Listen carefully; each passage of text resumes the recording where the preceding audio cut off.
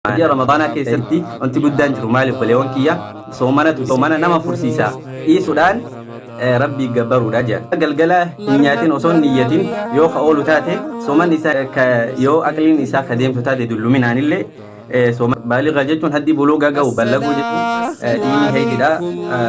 Dhiini dhufullee ta'e sooman isii sun badee jira guyyaa san adaa baasuu qabdee jechuudha. Inshaallah ta'ala gama qophii teenyatti deemna. Dursee obbaleewwan kiyyaa ji'a Ramadaana tiin baga isin gahe guutuun keessaniyu warra Rabbiin subhanahu wa ta'ala amata guutuu nagayaan haala imaanan amaanan itti deebi'u Rabbiin nu haa taasisu. Ji'a Ramadaana jechuun maal jechuudha obbaleewwan kiyya? Ji'i Ramadaana ji'a Rabbiin subhanahu wa ta'ala rahmanni isa keessatti buutuu jechuudha. Akkasuma diliin isa keessa namaaf araaramtu. Akkasuma ji'a Rabbiin subhanahu wa ta'ala ibdarraa isa keessa nama bilisoomsu ji'a Ramadaana jechuun ji'a kana jechuudha. Akkasuma ji'a Ramadaana keessatti wanti guddaan jiru maali obbaleewwan kiyya? Soomanatu jira. Isa keessa soomanamaa jechuudha obbaleewwan kiyya. Soomana jechuun maali obbaleewwan kiyya? Soomana jechuun at-ta'abbudu lillah rabbiin gabbaruudha nyaata fi dhugaatii dhiisuudhaan. Takkaammoo waan soomana nama fursiisa dhiisuudhaan rabbii gabbaruudha jedhan. Maaliif rabbiin gabbaruu jenne? Namni tokko yoo ganamarraa ilaa galgala hin nyaatin osoo hin niyyatin yoo ka oolu taate soomanni isaan jiru.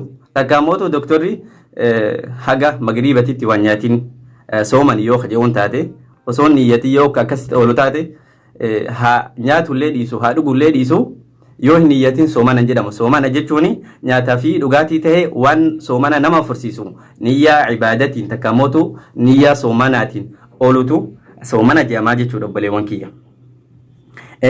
Kanumatti aansuudhaan soomanni eenyu irratti wajjaba? Eenyu irratti waajiba ta'a soomanni? Obbaleewwan kiyya soomanni namni inni irratti waajiba ta'u cufa nama muslima tahee kan aqlii qabu obbaleewwan kiyya cufa nama muslima kan aqlii qabu maraattuu kan tahin takkaammoo dulloomee yoo aqliin isaa ka deemtu taate dulluminaan illee soomanni irra jiru garuu qadaa baasaa jechuudha.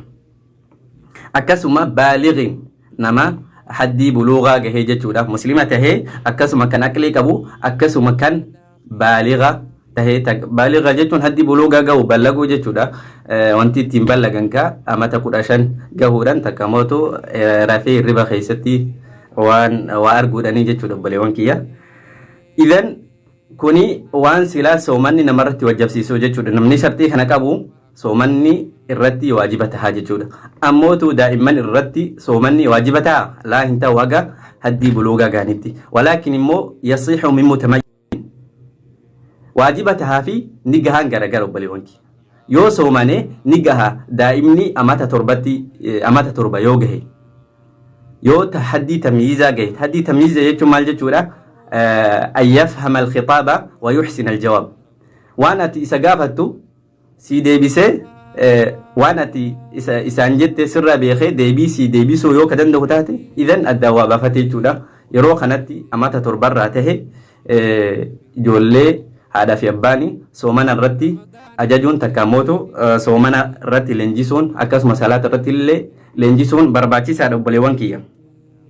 Waan soomanni isaan hin miinin.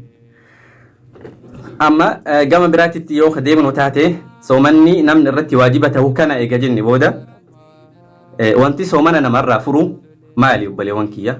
Wanti kun yaachisaadha. Hedduun namaa waan kana ni wanti gariin waan mushkilaa namarratti ta'u jira. Kutaalaa keerra dubbannu ta'a. Wanti soomana namarraa furu obbaleewwan kiyya 8 dubbatan ulamaa'in. 8 qalbiidhaan naaf qabadha inshaallah.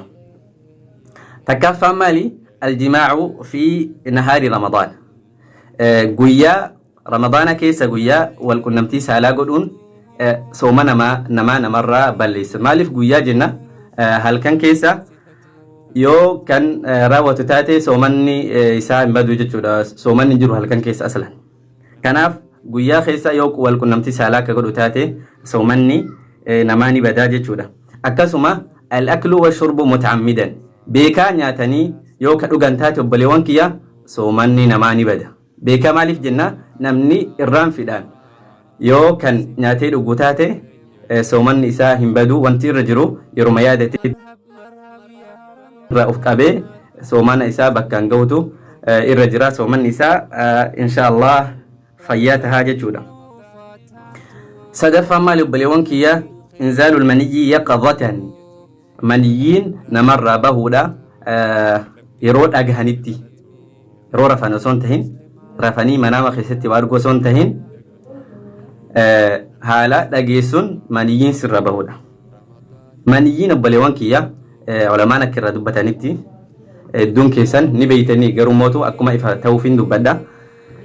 maali maniyyiin akki jedhan ulamaayni ka dhiiraa yoo ta'u taate maniyyiin dhiiraa adiidha akkasuma furdaadhallee jedhan raa'ihaa qabaa jedhan foolee ka'aa jedhan. idan yoo kana ta'u taate akkasuma eega sun sirra bahe dadhabbitu sitti dhagama ammallee akka kaaniitti osoo hin ta'in guddatee bahaa jedhan. kuni maniyyii jedhama yoo kun kasirra bahu taate walqunnamtii saalaa gootee haala biraatiinis tahe soomanni kee ni badaa jechuudha. isinii galee amma ammootu kan dhalaadhas qallaadhaa jedhan akkasuma daalacha foolee ka'aa jedhan akkasuma gurra bahe akkuma dhiiraa dadhabbiin yoo ka itti dhagahamu taate fidhiidhan yoo ka bahu taate soomanni ni badaa jedhan obboleewwan kiyya kana beekuni dirqama ta'a namarratti. maaliifii dubbadhee madhii ka jedhamu jira. madhii jechuun obboleewwan kiyya akkuma kanan namarraa baha walaakin immoo garaagarummaa qaba. kan masalaati irraa baha garaagarummaa qaba. garaagarummaan inni qabu obboleewwan kiyya madhiini bishaan haphiidhaa jedhan akkasuma foolellee akka kaaniin ka'u akka kaanii fedhiidhan hin ba'u dadhabbillee namatti gaaliban yeroo fedhii namatti ka'u takka mootu waan saalaa yaadan namarra argamaa jedhan obboleewwan kiyya kuni sooman hin balleessu. kanaafu adda baafachuun namarratti barbaachisaadha. maniyyii fi madhii adda baafachuun namarraa barbaachisaa. kun soomana namarraa balleessaa kun hin balleessu jechuudha. akkasuma dhiqannaa wajjabsiisaa maniyyiin kun immootu dhiqannaa hin wajjabsiisu wudu'a yoo taate malee. isiniif galee kan asirratti osoo bakka kanaa hin dabrin waan adda isiniif baasu jiru. dhiyeenya kana obboleessi kiyya tokko baarakallahu fi gaafii takka na gaafate. gaafiin inni na gaafate san akkuma isaa namoonni biraallee kan akka isaa hedduu jira waan ta'eef jecha akka adda baatuun fedha. nama halkan keessa takka mootu jaartii isaatiin wal qunnamtii godhe garuu mootu bishaan irraa hin baane wal qunnamtii raawwate bishaan irraa hin baane isa kana irratti ni dhiqatamoo takka mootu wudu'atee salaata. wanni irra jiru maali? wanti dhiqanna namarratti wajjabsiisu sila maniyyiidha jenne maniyyiin irraa hin baane takka ariifatee takka isinii galeemi yeroo kana maaltu irra jira? wanti irra jiru obboleewwan kiyya bakka kanatti dhiqannatu irra jira. bishaan irraa bahe irraa bahuu baate maaliifi hadiisa keessatti nabiyyiin sallallahu alaihi wasallam idha iltaqa alkhitaanaani wajaba alghuslu. khitaanamaa lamaan yoo ka waltuqu taate yoo kan waltuqu taate dhiqannaani walqunnamu taate dhiqannaa wajjabee jira jechuudha. idan wanti dhiqannaa namarratti wajjabsiisu namarraa bahu qofa osoo hin tahin yoo namarraa hin bahin illee yoo walqunnamtii godhan dhiqannaan waajiba taha jechuudha. haala saniin waddaatanii salaatuun haraam dhiqannaan barbaachisaadha jechuudha waajiba. obboleewwan kiyya inshaallah ifa tahe jeetii yaada kuni dhiqannaa gujo dhiqannaan kamii wudu'aa fi dhiqannaan gargar. dhiqannaa al-ghuslu ta'miimul maa'i bil badan ta'miimul badani bil maa'i dhiqannaa jechuun qaama ofii waliin gahuudha bishaan gubbarraa kaastee rifeensallee jiistee yoo ka waliin geettu taate kuni dhiqannaa jedhama obboleewwan kiyya.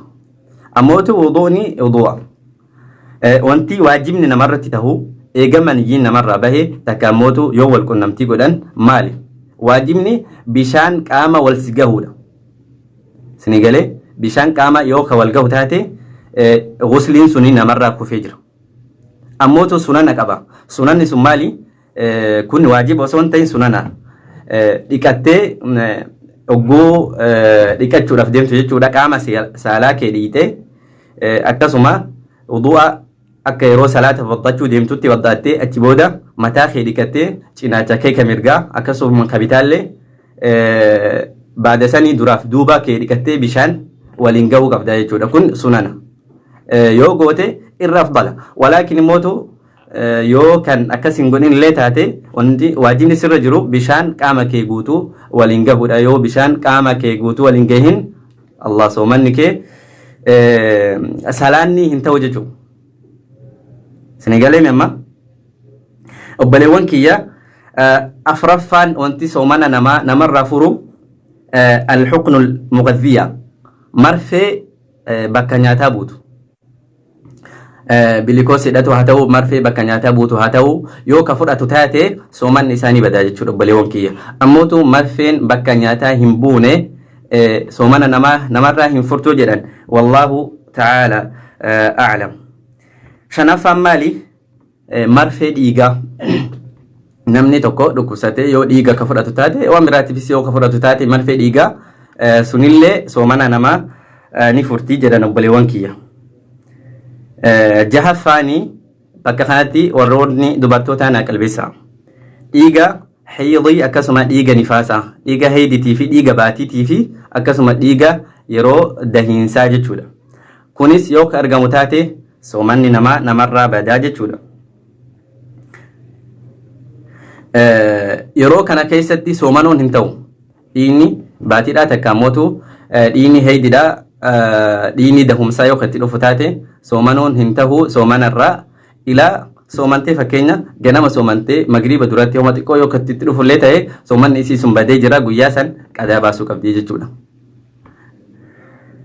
Akkasuma yeroo haydin kun itti dhufee asuma wal qabsiisne salaanni illee yeroo sanitti hin ta'u akkasuma musafallee harkaan qabachuun hin ta'u jechuudha. Waan adda beekuun barbaachisaadha obboleewwan kiyya warroonni dubartoota maaliif ibaadaa waan ta'eef irraa gaafatamna waan ta'eef yoo waan kana beeknee ofirraan eegin. Akkasuma maaltu jira istihaada fi haydii adda baasuun barbaachisaadha obboleewwan kiyya.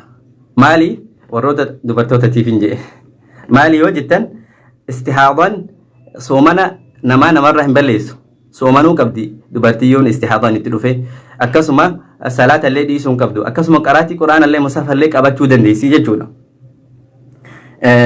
Maali baay'inaan dubartoonni alhamdulillah yeroo ammaa kana baratanii waan jiraniif adda baasuu ni danda'anii hedduus wanni hin jenne garuu mootu waan takka takka mallattoolee isaa yoo kan tuqu taate akka adda namaaf ifuuf jecha obboleewwan kiyya masalan dhiigni haydiidha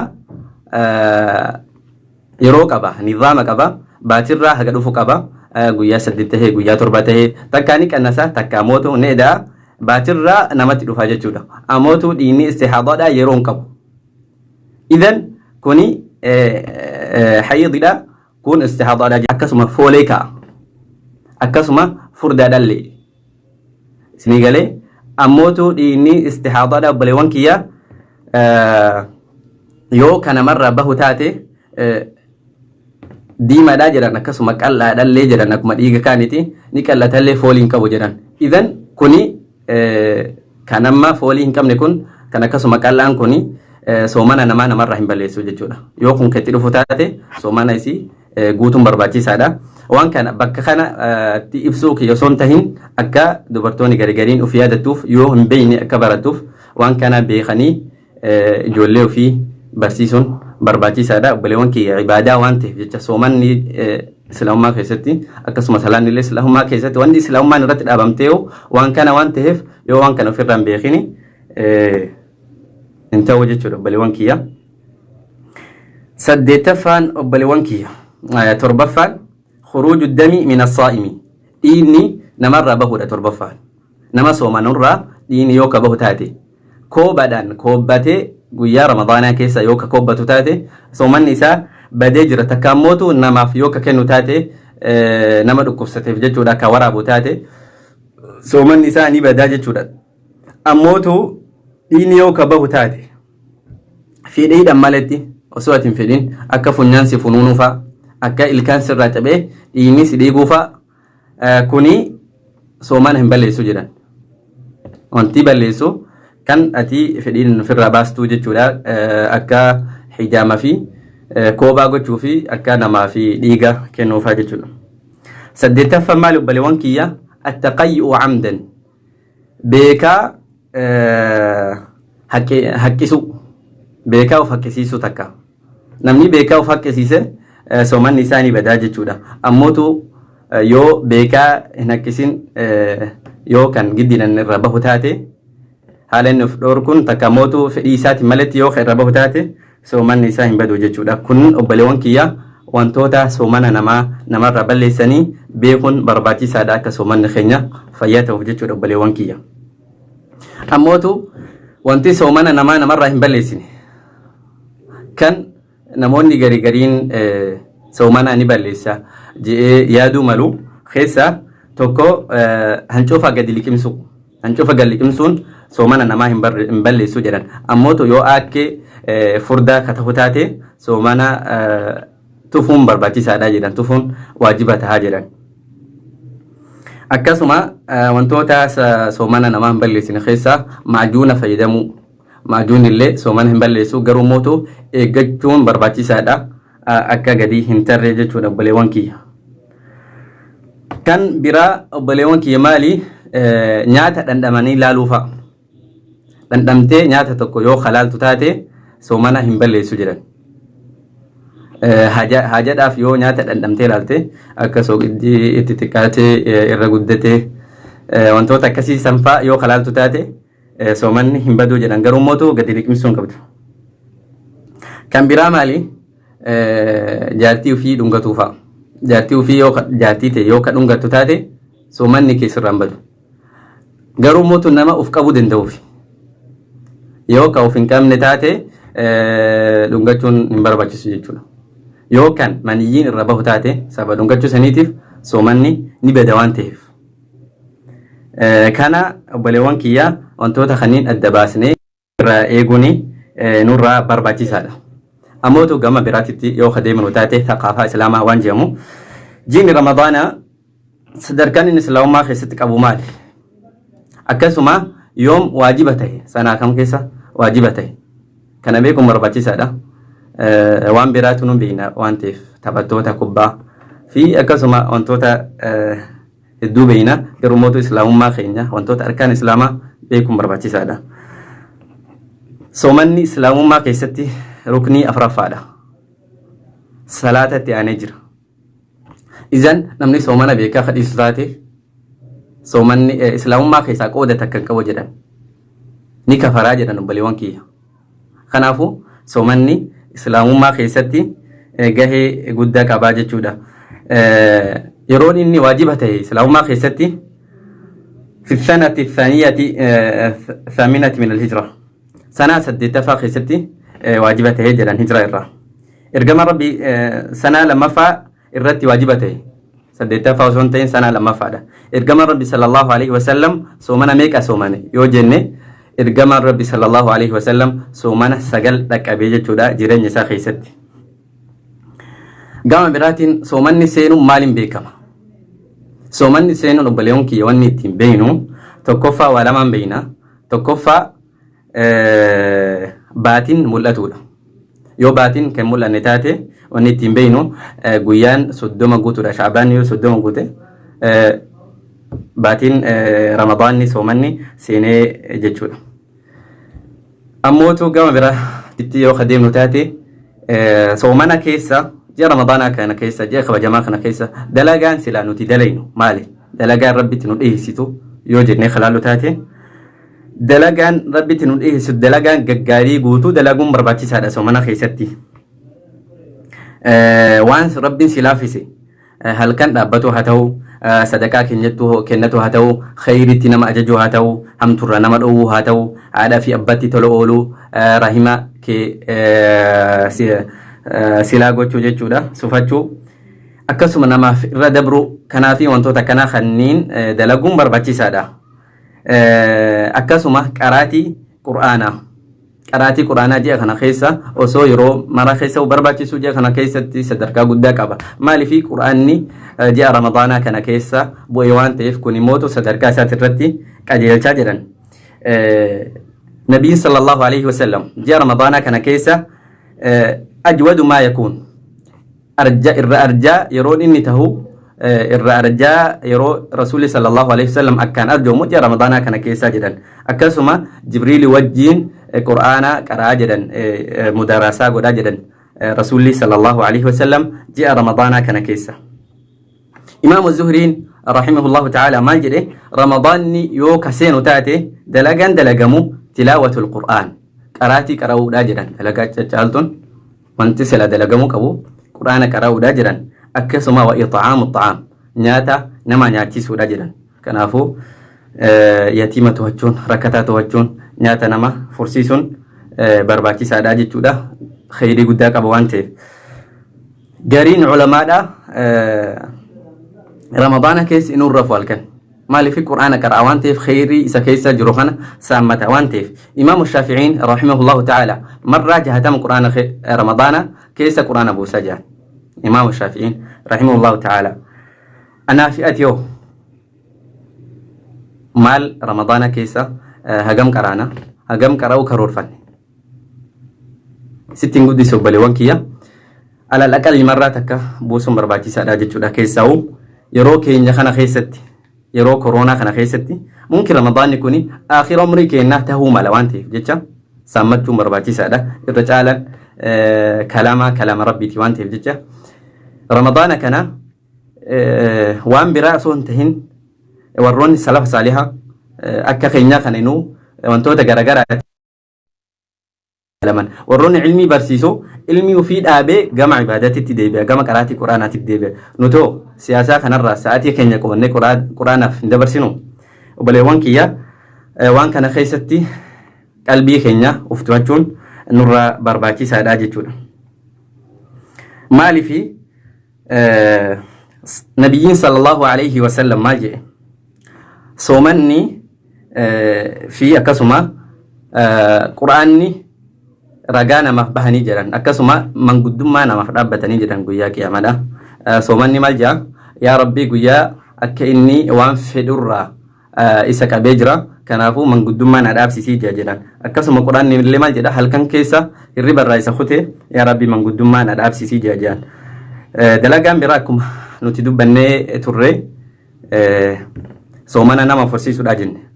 Ajrii soomana nama fursiisuudha baleewwan kiyya ni beeytan namni tokko yoo nama ka fursiisu ta'e ajrii nama fursiisee san ni argataa jechuudha. Fakkii ajrii isaa argata soomana isaa argataa jechuudha.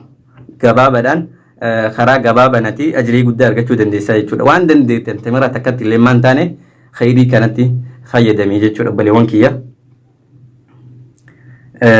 حديثة البانيتو ديسي ربنا الرجالته أكسما وانتي براو نبر باتسو أبليوان كيا التضرع إلى الله يروك إن خنا خيست أبليوان كي كيسافو ربي تورواجو دعائي كدجو أكربين لبيخنا اللي نور خاسو يوغا ميسات اللي خن أوفتاتي أكا خاتمة غارين وفخنو أكا دلي كي نيران وفدبرو نمني إندو غنغروانتي دو غنغر عيبي ميتي عيبين irraa tawbachuu dhabuudha. Kanaaf obboleewwan kiyya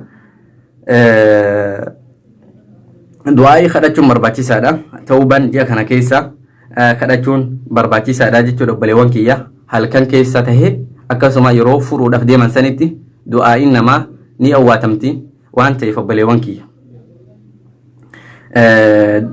Du'aa'iin nama soomana oonee rasuulli sallallahu alaihi wasallam laa turad hindeeffamtu jira.